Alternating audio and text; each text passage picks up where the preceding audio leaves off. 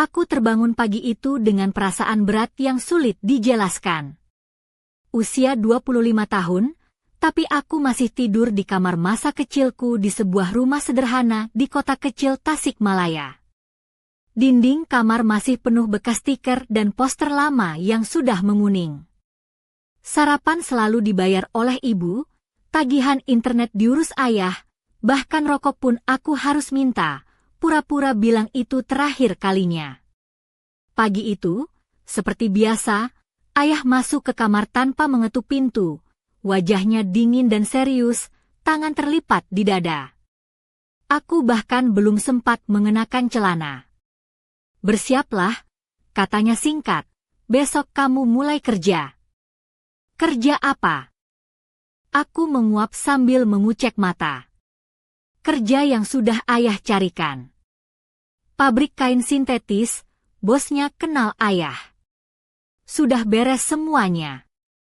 Aku tahu tak ada gunanya berdebat dengan ayah. Dia tipe orang yang sekali memutuskan, itu sudah final. Malamnya, aku sudah pegang jadwal kerja, alamat pabrik, dan ceramah singkat dari ayah tentang waktunya jadi pria sejati. Hari pertama kerja ternyata jauh dari bayanganku. Pabrik itu hangat dan bersih, bau kain sintetis yang segar memenuhi udara. Tak ada debu, tak ada suara mesin berat yang berisik. Ruangan besar itu dipenuhi deretan mesin, dan sebagian besar pekerjanya adalah perempuan mengenakan seragam putih sederhana, kebanyakan berambut pendek dan wajah tegas. Aku berdiri bingung, mencoba mencari tahu harus mulai dari mana, saat tiba-tiba suara tegas memanggilku. "Kamu yang baru, ya?"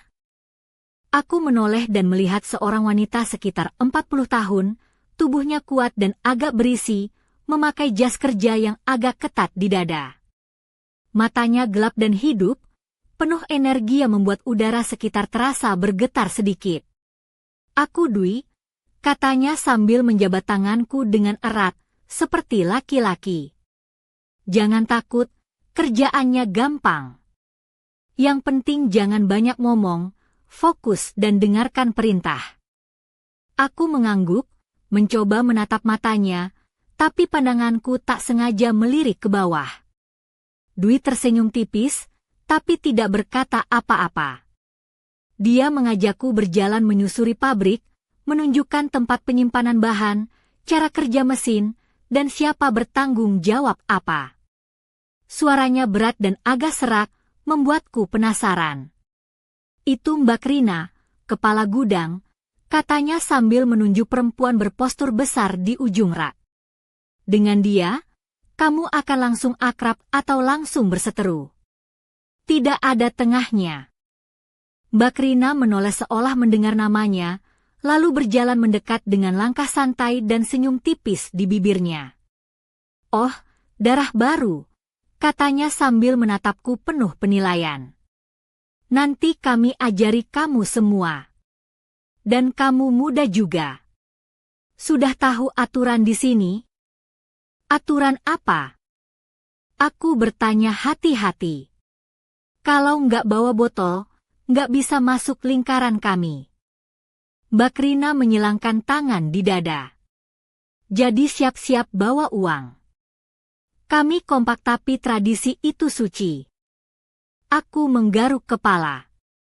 Uangku memang terbatas, tapi aku tahu kalau tidak ikut aturan itu, aku akan tetap jadi orang asing.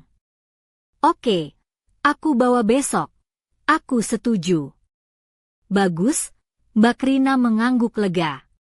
"Besok setelah shift, ada acara kecil-kecilan. Kamu jadi bintang tamunya." Malam itu aku pulang dengan pikiran campur aduk. Aku tahu, besok bukan hanya tentang kerja keras, tapi juga tentang bagaimana aku harus menyesuaikan diri dengan dunia baru yang penuh aturan tak tertulis dan dinamika perempuan kuat. Apa aku bisa bertahan? Atau malah tersesat di tengah kebisingan pabrik ini? Besok paginya, aku datang ke pabrik membawa 2 botol minuman keras dan beberapa bungkus camilan yang kutemukan di warung dekat rumah. Di pojok pabrik, Ada meja tua dan beberapa kursi yang sudah usang, tempat biasa para pekerja berkumpul saat istirahat atau acara kecil. Para perempuan dengan cepat menyiapkan tempat itu menjadi semacam meja pesta dadakan. Mereka mengeluarkan gelas plastik, piring, dan beberapa kue buatan sendiri yang bahkan baunya menggugah selera. Dwi duduk di ujung meja, sedangkan Mbak Rina duduk di sebelahnya. Yang lain duduk di mana saja, aku mengambil kursi di seberang mereka. Aku menuang minuman ke dalam gelas-gelas plastik, dan Mbak Rina mengangkat gelasnya lebih dulu. Untuk yang baru, semoga betah dan gak kabur setelah minggu pertama, ucapnya dengan nada bercanda tapi tegas. Semua tertawa, aku pun ikut tertawa walau agak gugup. Minuman itu kuat, membakar tenggorokanku, tapi aku berusaha menelan dengan santai agar tidak terlihat lemah. Jadi, dari mana asalmu? Tanya seorang perempuan kecil dan lincah dengan mata penasaran, namanya Lucy. Dari Tasikmalaya. Ayah yang atur semuanya, jawabku jujur. Oh, berarti kerja karena koneksi bapak, ya? Mbak Rina menyeringai, tapi tidak dengan nada marah, lebih seperti menguji. Bisa dibilang begitu, aku mengangkat bahu. Yang penting kerja, bukan duduk-duduk, potong Dwi. Ini bukan tempat liburan. Suaranya tegas, tapi aku bisa merasakan ada perhatian terselubung di balik kata-katanya. Pembicaraan berlanjut. Mbak Rina bercerita tentang suaminya yang sering pergi memancing dan anaknya yang sekarang kuliah, tapi cuma telepon kalau butuh uang. Lucy mengeluh soal harga-harga yang makin mahal dan ibu yang hanya cukup uang pensiun untuk obat-obatan. Cerita-cerita mereka mengalir seperti sungai yang tenang, dan aku larut dalam kehangatan itu. Aku mengangguk dan sesekali menuangkan minuman, merasa diterima sedikit demi sedikit. Ketika giliran Dwi bicara, dia meneguk minumannya lalu menghela napas panjang.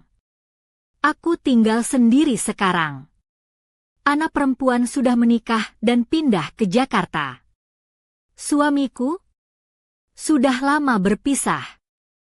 Suaranya datar, bukan mengeluh, hanya menyampaikan fakta. Aku memperhatikan bagaimana dia menyisir rambutnya dengan tangan, wajahnya sejenak menjadi lembut. Sendirian pasti berat, kataku hati-hati. Dwi menatapku dengan mata sedikit menyipit. Kenapa kamu peduli, yang baru datang? Cuma penasaran, aku menjawab sambil menatapnya. Berat. Tapi lama-lama terbiasa. Mbak Rina tertawa kecil. Dwi, kamu harus keluar sesekali, jangan sampai jadi liar. Kemana kamu mau pergi? Kemana-mana susah. Semua pria sudah menikah atau cuma minum-minum. Yang masih lajang di umurku itu sudah cacat. Semua tertawa, tapi aku bisa merasakan kesedihan yang tersembunyi di balik lelucon itu. Dwi benar-benar lelah dengan kesendiriannya. Aku pun tiba-tiba merasa ingin tahu lebih banyak tentang dia dan dunia yang dia jalani. Kalau kamu, Ardi, sudah ada yang spesial? Mbak Rina tiba-tiba bertanya padaku. Belum, aku mengaku. Belum ada. Belum ada? Padahal muda, sehat, dia terkekeh. Gak suka cewek. Suka, cuma belum ketemu yang pas, aku tersenyum. Pabrik ini kan kebanyakan perempuan. Ya? Mungkin kamu bisa cari-cari, goda Lucy sambil mengedipkan mata. Semua tertawa, aku juga ikut tersenyum. Tapi aku sadar, ada pandangan khusus dari Dwi yang membuatku merasa ada sesuatu yang berbeda antara aku dan dia. Kami duduk bersama lagi selama hampir 1 jam, membicarakan banyak hal, pekerjaan, kehidupan, televisi, dan cerita-cerita ringan. Mbak Rina melontarkan beberapa lelucon, Lucy tertawa sampai hampir tersedak kue, dan Dwi sesekali menyelipkan komentar singkat. Ketika semua mulai bubar, aku membantu membereskan meja, dan Dwi tertinggal mengemas gelas plastik dengan tenang. "Terima kasih sudah mengatur semuanya," katanya sambil menatapku. "Kamu masuk ke kelompok ini dengan baik." Aku mengangkat bahu. "Sama-sama. Senang bisa membantu." Suasana mulai sepi, dan aku tahu malam itu adalah awal dari sesuatu yang baru, bukan hanya pekerjaan, tapi juga hubungan yang akan sulit aku lupakan. Hari itu, tanggal 31 Desember, suasana di pabrik terasa berbeda dari biasanya. Semua orang tampak sibuk menyelesaikan pesanan terakhir sebelum liburan tahun baru. Aku berlari-lari mengangkut gulungan kain sintetis, membantu membungkus, dan menjalankan perintah Dwi yang tegas tapi tetap sabar. Wajahnya mulai menunjukkan tanda-tanda kelelahan, tapi dia tidak mengeluh. Dia adalah sosok yang membuat suasana kerja tetap terjaga meski tekanan semakin berat.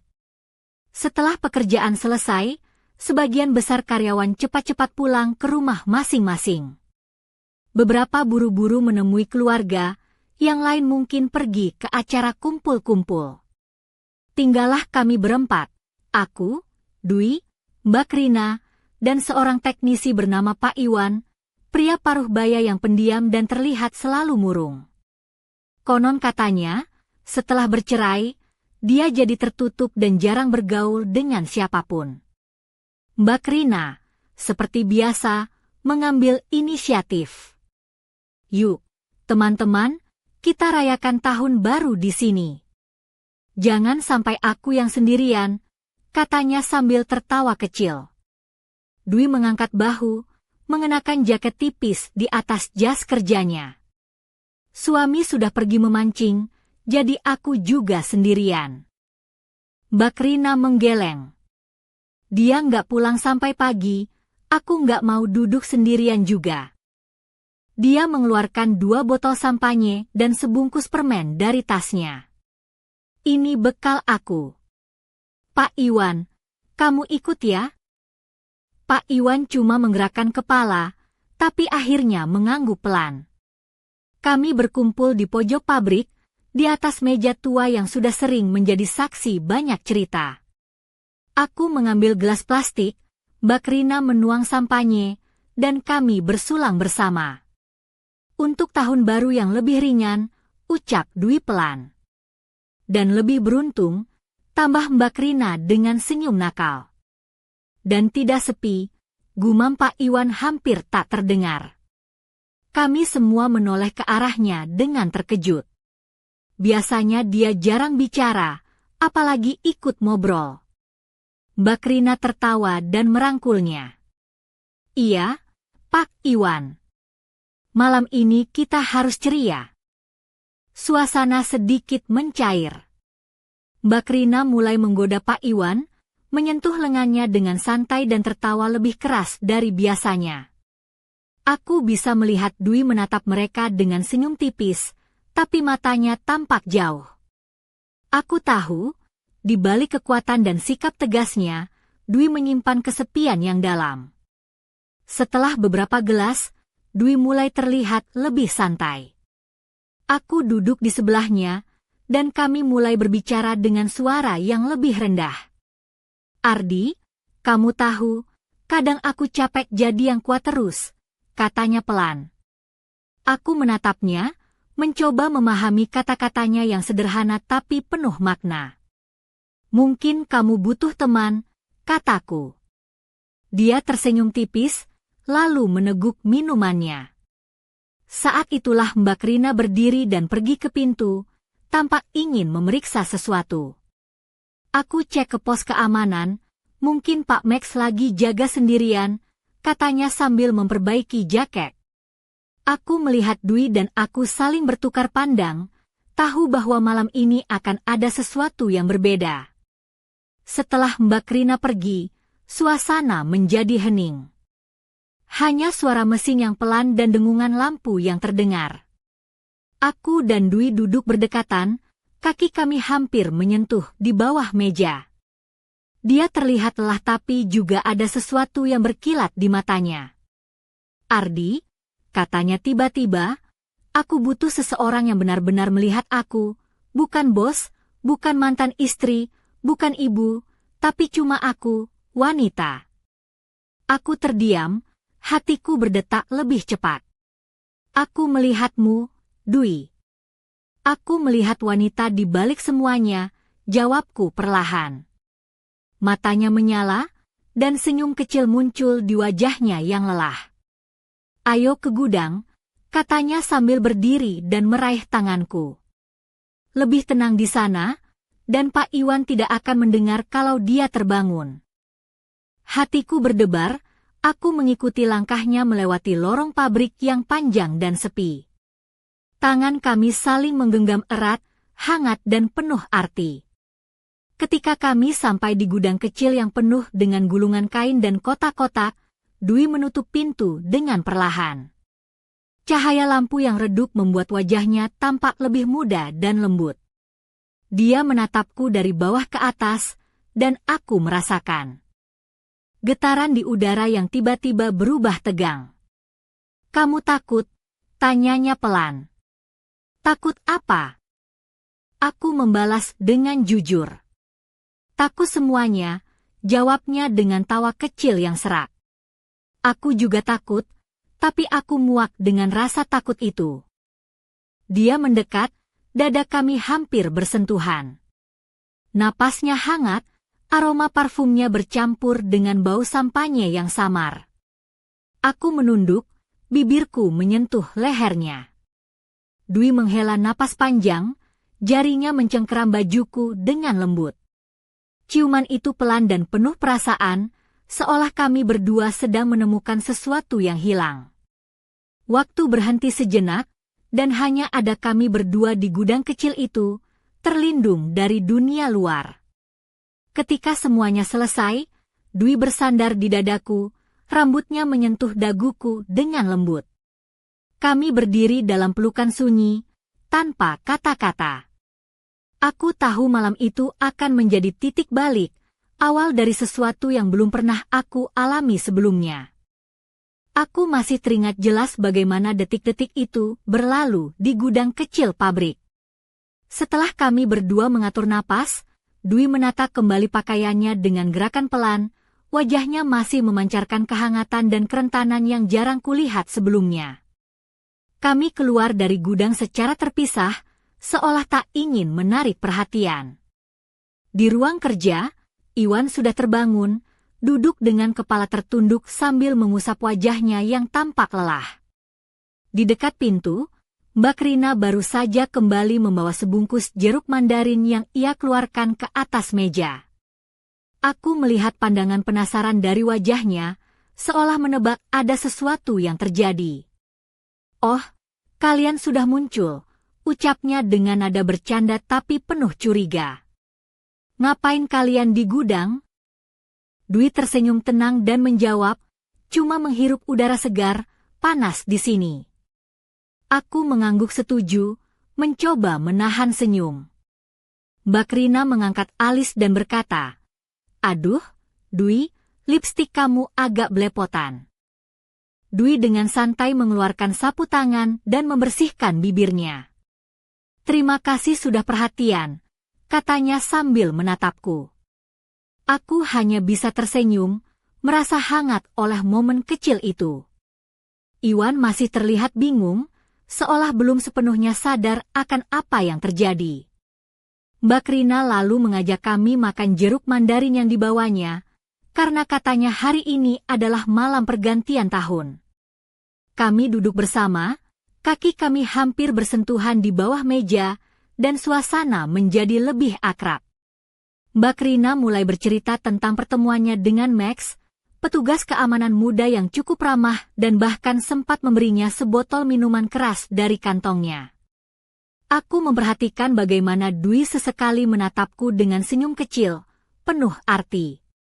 Aku membalas dengan pandangan yang sama, seolah ada rahasia yang hanya kami berdua tahu. Ketika meja mulai dirapikan dan kami bersiap pulang, Iwan yang biasanya pendiam, pergi terlebih dahulu sambil berbisik sesuatu tentang taksi. Mbak Rina juga pamit, katanya dia tidak suka rumah kosong walau suaminya sedang memancing. Tinggallah aku dan Dwi sendiri. Aku juga harus pulang, katanya sambil mengangkat tasnya. Aku antar, tawarku. Tidak perlu, aku bisa, jawabnya dengan senyum manis tapi tegas. Dia mendekat, berdiri di ujung meja, dan tiba-tiba berdiri di ujung jari, menciumnya di pipi. Terima kasih untuk malam ini, katanya lembut. Aku merasa jantungku berdetak lebih kencang. Malam yang bagus, jawabku. Dia menoleh dan berjalan keluar pabrik, meninggalkanku sendiri di ruangan sepi itu. Aku melangkah perlahan menyusuri lorong, menghirup udara dingin malam Tasikmalaya yang segar. Tubuhku masih terasa hangat oleh sentuhannya, dan pikiranku dipenuhi oleh perasaan yang belum pernah kurasakan sebelumnya. Aku tahu malam ini akan menjadi kenangan yang sulit dilupakan. Aku menutup pintu pabrik, menatap langit gelap yang dihiasi bintang-bintang, dan berbisik dalam hati, ini baru permulaan. Malam itu, setelah pabrik sepi dan lampu mulai dipadamkan satu persatu, aku masih berdiri di tengah ruang kerja yang kosong. Tubuhku masih terasa hangat, dan pikiran terus berputar tentang apa yang baru saja terjadi bersama Dwi. Aku mencoba mengingat setiap detail, sentuhan tangannya, aroma parfum yang melekat, dan sorot matanya yang penuh arti saat kami berdua berada di gudang kecil itu. Di sudut ruangan, gulungan kain sintetis besar memenuhi rak-rak, menambah kesan sepi dan dingin pada tempat itu. Namun, kehadiran Dwi seperti memberikan warna hangat yang sulit aku jelaskan. Aku berjalan perlahan menyusuri lorong panjang menuju pintu keluar, mencoba menenangkan diri. Tiba-tiba, suara langkah kaki terdengar dari kejauhan. Aku menoleh dan melihat Dwi kembali masuk, wajahnya sedikit merah dan matanya bersinar. Lupa sesuatu? Tanyaku dengan senyum kecil. Dia mengangguk dan mendekat, duduk di kursi dekat meja kerja. Aku pikir, mungkin aku harus bicara lebih banyak, katanya dengan suara lembut tapi penuh tekad. Aku duduk di sebelahnya, menatap wajahnya yang kini lebih terbuka dan tanpa topeng. Aku tahu ini mungkin terdengar aneh, tapi aku merasa ada sesuatu yang berubah malam ini, lanjutnya. Aku sudah lama menyembunyikan perasaan, rasa sepi yang kadang datang tanpa diundang. Aku mengangguk, merasakan kedalaman kata-katanya. Aku pun merasa hal yang sama. Ini bukan hanya tentang kerja, tapi tentang bagaimana kita bisa saling mengerti. Kami berbicara lama tentang kehidupan, tentang harapan dan ketakutan yang selama ini kami simpan. Dwi bercerita tentang masa lalunya, tentang pernikahan yang kandas dan bagaimana dia harus mengurus semuanya sendirian. Suaranya kadang bergetar, tapi dia berusaha tegar. Aku pun berbagi sedikit tentang keluargaku, tentang tekanan yang aku rasakan dari ayah dan harapan yang dia tanamkan padaku. Waktu terasa berjalan begitu cepat, dan aku merasa seperti menemukan teman sejati di tengah kesibukan dan hiruk-pikuk pabrik ini. Lalu, tiba-tiba Dwi berdiri dan mendekat, wajahnya sangat dekat denganku. Ardi, aku ingin kamu tahu, aku bukan hanya bos atau teman kerja. Aku wanita yang juga butuh perhatian dan kasih sayang. Aku memandang matanya yang penuh harap dan kejujuran. Aku juga ingin ada seseorang yang bisa aku percayai. Kami saling menatap dalam keheningan yang hangat. Tangan kami bertemu, dan aku merasakan getaran yang kuat. Saat itu, aku tahu malam ini bukan sekadar pertemuan biasa. Ada sesuatu yang lebih dalam, sebuah awal dari kisah yang mungkin akan mengubah hidupku. Lalu, tanpa peringatan, suara pintu gudang terbuka perlahan. Kami berdua menoleh dengan cepat, dan di sana berdiri sosok yang tak pernah aku duga akan muncul di saat seperti ini. Mata kami bertemu, dan udara seketika berubah tegang. Apa yang akan terjadi selanjutnya? Aku merasa detik-detik itu akan menjadi titik balik yang sulit dihapus dari ingatanku. Aku masih terkejut saat sosok yang tiba-tiba muncul di pintu gudang itu tampak jelas dalam cahaya redup. Dia adalah Pak Iwan, teknisi pabrik yang selama ini pendiam dan jarang bicara.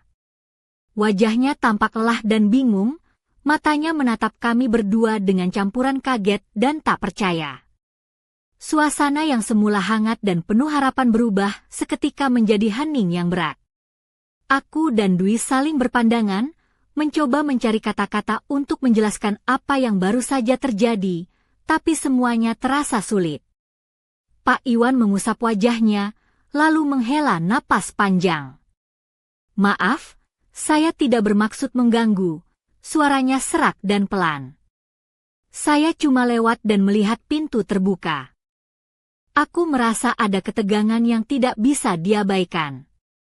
Dwi berdiri, menata kembali pakaiannya dengan gerakan yang sedikit gemetar, tapi tetap berusaha tenang. Tidak apa-apa, Pak Iwan. Kami hanya sedang berbicara, katanya singkat. Aku mencoba menenangkan diri, tapi pikiran berputar cepat. Bagaimana seharusnya aku merespons situasi ini? Apa yang harus aku katakan agar tidak memperkeruh keadaan? Tiba-tiba aku teringat semua kata-kata yang ayah katakan padaku tentang menjadi pria sejati, kuat, tegas, dan bertanggung jawab. Tapi aku juga tahu bahwa menghadapi situasi seperti ini bukan sekadar soal kekuatan fisik, melainkan juga tentang memahami dan menghormati perasaan orang lain. Aku menarik napas dalam dan berkata, Pak Iwan, kami tidak bermaksud menutup-nutupi apapun. Malam ini, kami cuma berbagi cerita dan hal-hal yang penting bagi kami. Pak Iwan menatap kami berdua dengan mata yang mulai melunak. Saya mengerti. Mungkin saya terlalu cepat mengambil kesimpulan. Dia mengangguk pelan, lalu berbalik dan keluar dari gudang dengan langkah yang lebih ringan. Setelah pintu tertutup rapat, aku dan Dwi duduk kembali, suasana masih terasa berat tapi sedikit lega. Aku berpikir, mungkin ada cara lain untuk menghadapi masalah ini, bukan dengan menghindar atau bersembunyi, tapi dengan keberanian untuk menerima dan terbuka. Aku juga mulai menyadari bahwa hubungan kami bukan sekadar antara bos dan karyawan, tapi lebih dari itu, sebuah ikatan yang bisa mengubah cara kami melihat diri sendiri dan dunia di sekitar kami. Malam itu, aku tidak hanya belajar tentang kerja keras dan tanggung jawab, tapi juga tentang keberanian untuk menerima ketidaksempurnaan dan membuka hati pada kemungkinan baru. Namun, aku tahu cerita ini belum berakhir. Ada sesuatu yang lebih besar menunggu di depan, sesuatu yang akan menguji seberapa jauh aku siap melangkah. Aku menatap langit malam di luar jendela pabrik, dan dalam hati aku bertanya, apa yang sebenarnya aku cari? Dan apakah aku siap untuk menemukannya? Pertanyaan itu menggantung di udara, menunggu jawaban yang mungkin akan datang di saat yang tak terduga. Hari-hari berikutnya di pabrik berjalan seperti biasa, tapi aku merasakan ada sesuatu yang berubah dalam suasana. Dwi yang biasanya tegas dan terkadang dingin, kini terlihat lebih lembut dan sering melirikku dengan senyum tipis yang sulit kuartikan. Aku pun mencoba bersikap lebih percaya diri, meski kadang masih merasa canggung dengan perasaan baru yang mulai tumbuh di dalam hatiku. Suatu sore, ketika hampir semua pekerja pulang, aku sedang membereskan meja kerja saat mendengar langkah cepat mendekat. Ternyata Mbak Rina datang tergesa-gesa, wajahnya merah dan napasnya tersengal. Ardi, kamu harus dengar ini, katanya sambil menarik lenganku ke sudut pabrik yang lebih sepi. Aku mengikuti dengan hati yang berdebar. Ada kabar dari luar, lanjutnya dengan suara berbisik. Max, satpam yang sering jaga malam, ternyata punya hubungan yang aneh dengan seseorang di sini. Aku mengerutkan kening, penasaran sekaligus was-was. Siapa orangnya? Ngomong-ngomong soal Dwi, jawab Bakrina sambil menatap mataku dengan serius. Aku terdiam. Bagaimana bisa? Apa maksudnya? Katanya, mereka pernah bertemu secara diam-diam di luar jam kerja. Ada yang bilang itu lebih dari sekadar hubungan kerja. Aku mencoba mencerna informasi itu, rasa takut dan penasaran bercampur aduk dalam dada. Tapi kenapa kamu bilang ini aneh? Tanyaku. Bakrina menatap sekeliling, memastikan tidak ada yang mendengar, lalu melanjutkan, Max itu bukan orang sembarangan, dan Dwi biasanya sangat tertutup soal urusan pribadi. Kalau ini sampai bocor, bisa berantakan semuanya. Aku merasa dunia berputar lebih cepat. Apa yang kulakukan selama ini? Apakah aku hanya bagian dari rahasia yang lebih besar? Pikiran-pikiran itu mengganggu, tapi aku tahu aku harus tetap tenang dan waspada.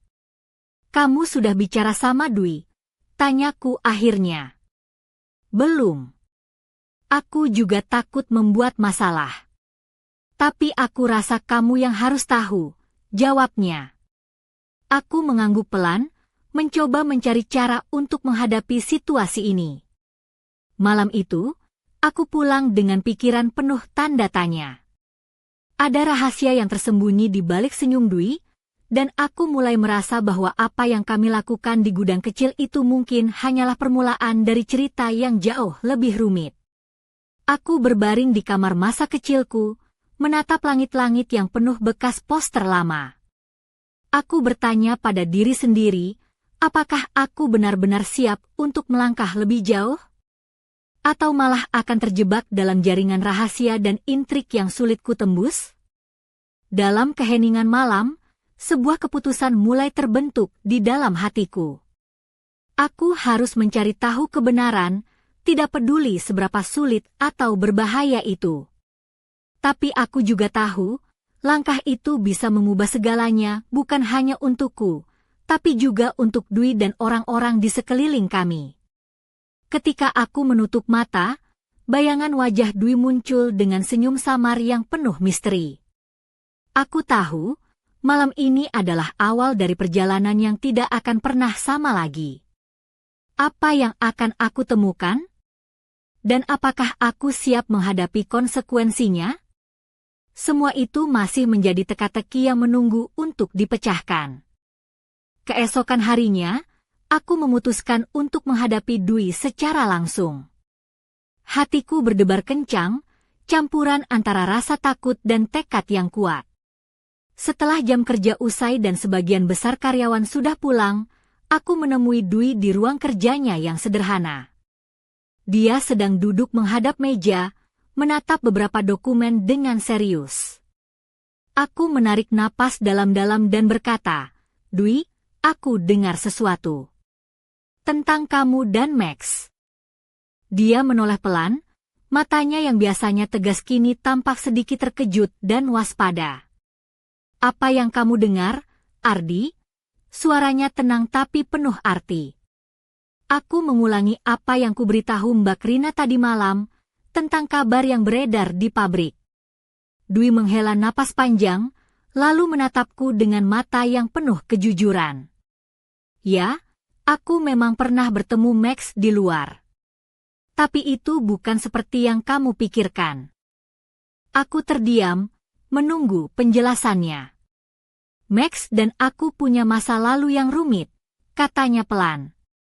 Dia bukan hanya satpam di sini, tapi juga seseorang yang aku kenal lama dari masa-masa sulitku. Aku mencoba memahami kata-katanya, tapi perasaan campur aduk tetap menguasai diriku. Kenapa kamu tidak memberitahuku? Tanyaku dengan suara serak. Karena aku takut kehilangan kepercayaanmu, jawabnya jujur. Aku juga takut kalau rahasia ini akan menghancurkan segalanya. Aku melihat betapa beratnya beban yang dia pikul, dan tiba-tiba rasa simpati menggantikan kebingunganku. Kita harus jujur satu sama lain, Dwi. Aku tidak ingin ini menjadi rahasia yang memisahkan kita. Dia mengangguk pelan, lalu mengulurkan tangan. Terima kasih sudah mau mendengar. Aku menggenggam tangannya dengan erat, merasakan ikatan yang semakin kuat di antara kami. Namun, saat kami berdua mulai merasa lega, pintu ruang kerja terbuka tiba-tiba. Masuklah Max, dengan wajah serius dan mata yang tajam. Dia menatap kami berdua dengan ekspresi sulit ditebak. Kalian sedang membicarakan aku? Suaranya dingin, tapi ada nada yang sulit diartikan.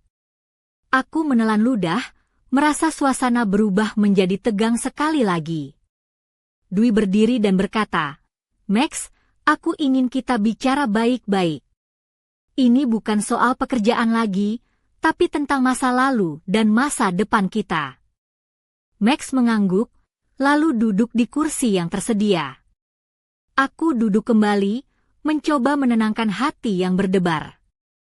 Percakapan itu seperti membuka lembaran baru, penuh ketegangan, pengakuan, dan harapan. Namun, aku tahu bahwa di balik semua itu, ada rahasia yang lebih dalam dan lebih gelap yang belum terungkap. Saat malam semakin larut, aku sadar bahwa hidupku telah berubah selamanya. Dan aku harus siap menghadapi apapun yang akan datang. Tapi satu pertanyaan terus menghantui pikiranku. Apakah aku benar-benar siap untuk mengungkap semua kebenaran? Malam itu, suasana di ruang kerja berubah menjadi medan pertempuran emosi yang tak terduga. Max duduk diam dengan tatapan tajam, sementara Dwi dan aku saling bertukar pandang penuh ketegangan. Suara mesin di pabrik yang biasanya jadi latar belakang kini terasa sunyi, seolah ikut menahan napas menunggu apa yang akan terjadi selanjutnya. Max akhirnya memecah keheningan dengan suara berat yang bergetar, Dwi, kamu tahu aku selalu mencoba melindungi kamu, tapi rahasia ini bisa menghancurkan semuanya. Dwi menunduk, lalu mengangkat kepala dengan mata berkilat. Aku tahu risikonya, tapi aku juga manusia, Max. Aku perlu seseorang yang benar-benar melihat aku, bukan hanya sebagai karyawan atau mantan istri. Aku duduk terpaku, menyaksikan dua sosok yang dulu kupikir tak punya hubungan lebih dari sekadar rekan kerja, kini membuka luka lama dan berharap ada pengampunan. Ketegangan memuncak ketika Max berdiri dan berkata, ini bukan cuma soal kita. Ada hal-hal lain yang terlibat, yang kamu tidak tahu, Ardi. Aku merasa dunia berputar semakin cepat. Apa maksudmu? Tanyaku dengan suara serak. Max menatapku dalam-dalam. Ada tekanan dari luar, orang-orang yang ingin mengambil alih pabrik ini. Mereka tahu rahasia Dwi dan menggunakan itu untuk mengancam. Dwi menatap Max dengan mata penuh kecemasan. Itu sebabnya aku harus merahasiakan semuanya, bukan hanya untuk diriku, tapi untuk kalian semua. Aku merasakan adrenalin mengalir deras. Ini bukan hanya soal perasaan atau pekerjaan lagi. Ini soal bertahan hidup dan menjaga apa yang kami miliki. Suasana semakin panas saat Mbak Rina muncul tiba-tiba dari balik pintu dengan wajah serius. Aku dengar semua itu, katanya. Kita harus bersatu, bukan saling curiga. Kalau kita terpecah, mereka yang akan menang. Aku mengangguk, merasakan tekad yang tumbuh dalam diri. Malam itu kami duduk bersama, membicarakan strategi dan rencana untuk melindungi pabrik dan keluarga kecil kami. Tapi di balik semua itu, ada beban berat yang tak bisa dihindari, kepercayaan yang harus dijaga, rahasia yang harus disimpan, dan perasaan yang terus bergejolak. Ketika aku pulang ke rumah, pikiranku masih penuh dengan bayangan malam itu. Aku tahu, perjalanan ini belum selesai. Bahkan, mungkin baru saja dimulai. Aku merasa seperti terjebak dalam pusaran drama yang lebih besar dari yang pernah kubayangkan. Dan di ujung malam, aku merenung, apakah aku cukup kuat untuk menghadapi semua ini? Atau akankah semuanya hancur dalam sekejap? Pertanyaan itu menggantung di udara, menunggu jawaban yang hanya bisa ditemukan dengan keberanian dan waktu. Aku berdiri di depan pintu pabrik yang mulai sepi. Angin malam Tasikmalaya menyapu wajahku dengan dingin yang menusuk. Semua yang terjadi dalam beberapa hari terakhir terasa seperti mimpi yang sulit dipercaya. Perasaan, rahasia, ancaman, dan ikatan yang tiba-tiba terjalin di antara kami. Tubuhku masih bergetar, bukan hanya karena udara dingin, tapi juga karena beban yang kini kupikul. Aku menatap langit malam yang gelap dan penuh bintang, mencoba mencari jawaban atas semua pertanyaan yang berputar di pikiranku. Apa arti semua ini bagiku? Bagaimana aku harus menjalani hidupku setelah mengetahui kebenaran yang tersembunyi di balik senyum Dwi dan tatapan serius Max? Saat aku melangkah masuk kembali ke pabrik, bayangan mereka bertiga, Dwi, Max, dan Mbak Rina, terpampang jelas dalam pikiranku.